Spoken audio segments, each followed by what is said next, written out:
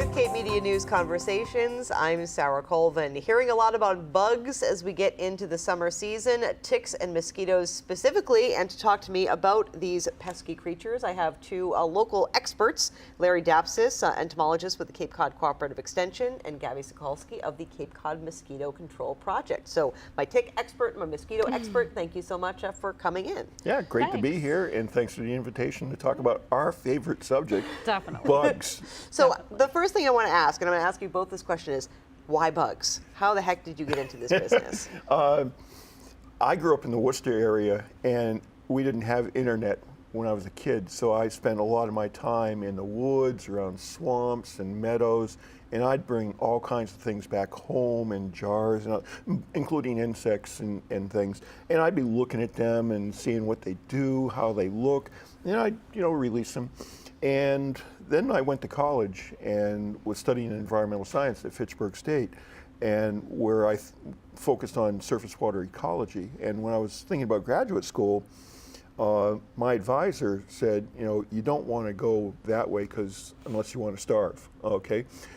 Entomology is a place you can actually get a job, and he introduced me to the concept of integrated pest management, so working with farmers.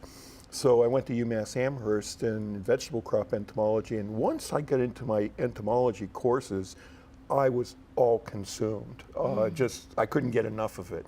And so I tell people I've been an entomologist since I was 5 years old, but it really took hold when I went to grad school, and it's just been burning for 36 years. Very nice. Well, your passion for bugs definitely shows, which is why we loved having you on the show. And Gabby, same thing. So how did you get into the world of mosquitoes? Always knew I was interested in biology. Didn't know what I wanted to do. Kind of similar, taking sort of general classes as an undergraduate. Got invited to the Cape to do the Student Conservation Association program down at Cape Cod National Seashore. I don't know if you're familiar with it, but they invite college students to go to, usually it's federal land. So the National Seashore was looking for somebody to come and help with their plover and tern monitoring program. And I went for the summer. I didn't even know where Cape Cod was, I'll admit it. I was the one who checked off, I'd go anywhere, try anything. Got to Cape Cod, met my husband, and I was down at the seashore thinking, birds, I'm really not that interested. Greenhead flies, how the heck do I kill these things? They're driving me nuts. They're big, they're massive, they're scary. Right? So ended up at UMass Amherst studying greenhead flies for my graduate work. Fantastic. Yeah. So how do you get rid of greenhead flies? There's a lot of job satisfaction. We put out, I don't know if you've seen those blue boxes on the salt marshes. I sure have. We put out, I say we, Bart Morris is actually the person who does it for our program. Bart puts out over 800 of those boxes around Barnstable County, and those trap, just that blue box is attractive enough that it'll attract and trap in it over 6-week lifetime, 3,000, 4,000, 5,000 greenhead flies, females that are host seeking. We put bait in about half of them that are near the beaches. And in some of those, we'll get over 30,000 flies in a 6-week period. Just female flies that are out there looking for a blood meal. So we might not be affecting the population because they've already laid a set of eggs, but what we're doing is affecting the nuisance factor. Sure, which is great. So when you're on the beach, the last thing you want is for those flies to come around you. And I think that's a question people have when they're driving to the beach. They see the salt marsh. What are those blue boxes for? And we just answered that question. Yep. Fantastic. So let's talk a little bit about mosquitoes here on the Cape. Tell us a little bit about the Mosquito Control Project. What's the mission? Mosquito control here was established in 1930 through legislation. A bunch of businesses got together and the Chamber of Commerce, and they decided that they wanted people to stay a little longer, spend a little more money. Maybe they'd do that if they'd stop slapping around all the time. So they got together for mosquito control. We've always used, even though it didn't have the name at that time, integrated pest management or integrated mosquito management. So we use a number of different ways to control mosquito populations regionally. I've got 10 different crews, each in charge of a different area. We've got over 4,000 sites that we've identified as potential mosquito developing type habitat where the larva would be found and eggs would be laid. In the wintertime, our crews are out there opening up ditches, trying to make sure water's moving. If water's moving and fish have access to standing water, then you don't have a mosquito problem. This time of year, our crews are going around taking samples of water that has been identified as potential habitat and looking for mosquito larvae. When they find the mosquito larvae in the water, for the most part, what they're doing, they have backpack sprayers. They're spraying a bacteria, BTI, which is very specific for mosquitoes. The mosquito larvae are filter feeders, and they grab up that bacteria. It gets into their gut, which is alkaline, as opposed to our gut, which is acidic. And that bacteria creates toxins that kill the mosquito larvae. So it's very targeted. At the levels we put it out, it doesn't affect anything else. It's gone in the environment within 48 hours, so it's not building up anywhere. So it's good, and yet that means you gotta go back a couple weeks later and check for mosquitoes again. Right. And mosquitoes aren't just a nuisance, they're disease carrying as well. So what, and you guys, I know you test for disease, you keep an eye out. So what are the primary diseases, and what have we seen in terms of trends? So we just started this week. All right. Sending mosquitoes into the state lab for testing. Mostly what they're looking for was West Nile virus and Eastern equine encephalitis in our area. Last year, by the end of the season, and you can go online and see what our results are at mosquitoresults.com. The Department of Public Health will let you know what the risk level is in your area for contracting one of these diseases. And I have to say the Upper Cape last year had an increased risk. We moved from a low to a moderate level of risk. West Nile virus is considered to be in all the towns. So I think it's important for people to be vigilant. You know, the mosquitoes that carry that disease, they lay their eggs in man-made containers. It's your bird bath, it's your gutters, it's the tarp over the, over whatever it is out there that's holding water after a rain. If that water sits for up to a week in the summertime, you can have mosquitoes go from egg to flying adult biting you. So just walking around and emptying out those containers once a week really does a lot to reduce your risk for getting that disease. Very smart, and I can actually hear the rain on the roof of our studio right now, which means that there, after the rain stops, there will be standing water. So important, again, to go around your yard and make sure to empty all those containers so that mosquitoes can't breed. Exactly. So let's talk about disease from your perspective. I know one of the big things that you do is to try to protect us from the tick-borne diseases. So what are you seeing in terms of the disease? And I understand there's some statistics that you'd like to challenge. Oh, sure. Recently, the CDC had a big press release that they conveyed to the general public that over a 13-year period,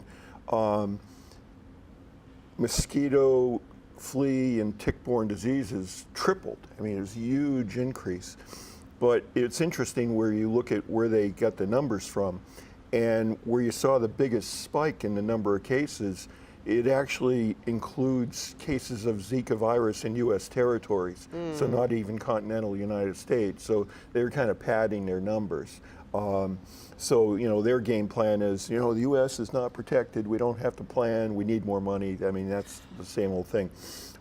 My job is the opposite. My job is to take the panic out of people that, yes, we had ticks last year, we had ticks this year, we'll have ticks next year. Experts were predicting this year is the tick apocalypse. Well, not to be. I mean, those experts must know something I do not. I mean, our tick population... So you're here first, there will be no tick apocalypse this year. There is not. It's in our 6 years of surveillance at 14 different sites, we see tick populations do vary year on year. And the things that drive those numbers are, you know, the host animal community structure. So how many mice you have, how many chipmunks, how many squirrels, how many rats and birds. And that's what sets up the numbers of ticks.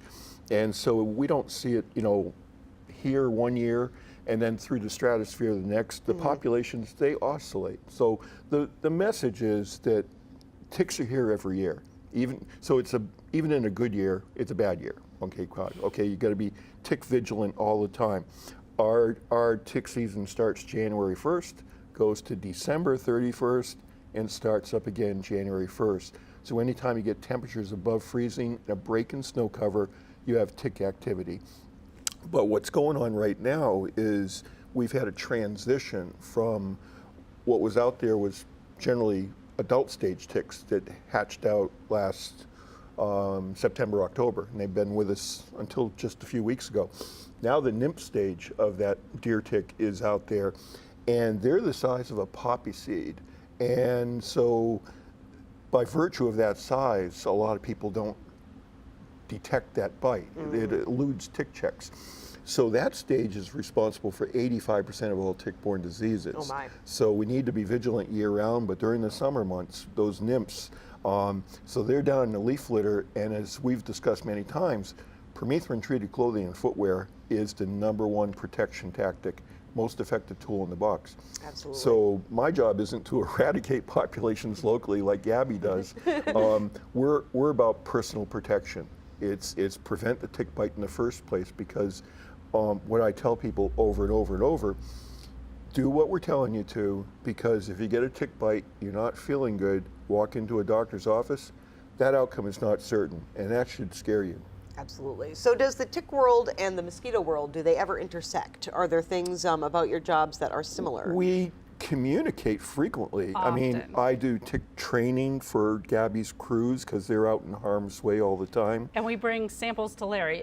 For instance, we were the ones who brought him the Lone Star ticks. They were the ones that noticed found it. We're out in the field all the time, all sorts of places, and So I my have eyes crews on the noticed. ground. Yeah. So yeah. so with the exception of football season, Gabby and I talk all the time. I had we to bring. talk There's a little all the rivalry time. going on here. For sure. So, I mean, is you know, obviously with the mosquitoes, as you said, the Chamber of Commerce got involved to try to boost tourism and eradicate the mosquitoes. I think that's also comes into play with the ticks as well, right? If people are concerned about bug-borne diseases, they might not want to come here. Sure. I mean, I do get calls from people considering vacationing on Cape Cod, and they want to know the lay of the land. And so I explained to them, you know, what the deal is, what you should be prepared to do, and we have better beaches than any place else you're considering. So come on down and spend your money. That's right. And we get calls the same way asking, you know, if they've picked a good location, are there a lot of mosquitoes there? And I can tell them, if you are here and you're having a mosquito problem, call my office. We will come out and help you with that mosquito problem. That's great. So are there things that your crew can do to reduce mosquitoes in people's backyards? So what we do is, for every phone call, no matter whether you're visiting or whether you're a resident here, I send my crew out. My crew will go around and find where those mosquitoes are coming from, and they'll take care of them at the source. Ooh, fantastic. Yeah. Good to know. So obviously Cape Cod is attractive to people to come here. Is there anything in particular that attracts the mosquitoes and the ticks, or is it just we pay attention to it because of the tourism population that's here, or just it's something that we should do? So are there environmental factors that make it a little bit better for mosquitoes and for ticks to grow and thrive, if you will? On Cape Cod, we have perfect tick habitat. Ticks are everywhere. And so we just need to understand that. But what people shouldn't conclude is that maybe I have to go to, you know, Nickerson State Park, and that's where I'm going to get a tick bite and get maybe a disease. It's quite not true. It's surveillance in Connecticut found that 2/3 of the people that submitted ticks for identification and testing got them from their own backyards. So backyard activities, ticks and gardening go hand in hand. So we not only preach about treated clothing and footwear, but consider a perimeter yard spray as well as part of a 1-2 punch.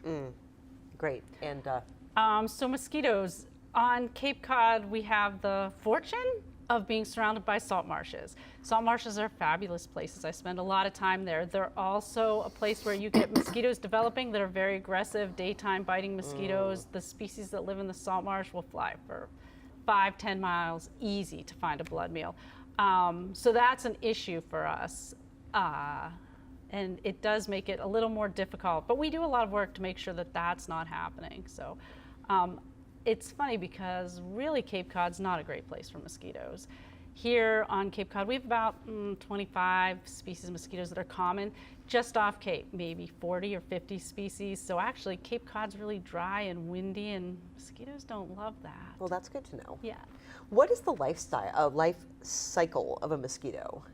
So it depends on the species. So as I said, in those man-made containers, you can have a mosquito that lays her eggs, they go through their larval and pupal stage in the water, and they hatch as adults maybe a week, 10 days later in the middle of the summer. Other mosquitoes, and as an adult, they'll live about 2 weeks on Cape Cod. Again, windy, dry, they don't live very Right. long here. There are some species that'll overwinter as adults, so they'll hatch, they'll go through that whole process, they'll hatch, and then they may be months in diapause or insect hibernation. So, yeah, but in the summertime, what we tell people is, we're gonna come and we're gonna find the source of your mosquitoes. Adult mosquitoes live about 2 weeks, so I can't say that they're gonna be gone right away, but yeah. Interesting. And how about ticks? How long do ticks live? What's their life Well, cycle like? They don't expend energy like mosquitoes because ticks don't fly around. They're just gonna crawl on the ground. They're an ambush predator, so it's quite an opposite strategy. With the exception of Lone Star tick, yeah, they will hunt you down. Yeah. But our deer ticks, they wait for dinner to come to them. In terms of how long they live, adult stage ticks that emerged in October could potentially be looking for dinner all the way into mid-May. Okay, so they're just sitting there. They're very patient because they're not expending any energy, so they can sit out there for a long time. Great. So if our viewers have more questions, if they want to give the Cape Cod Mosquito Control Project a call, if they want to learn more about the Cooperative Extension's work on ticks, let me know how people can find you.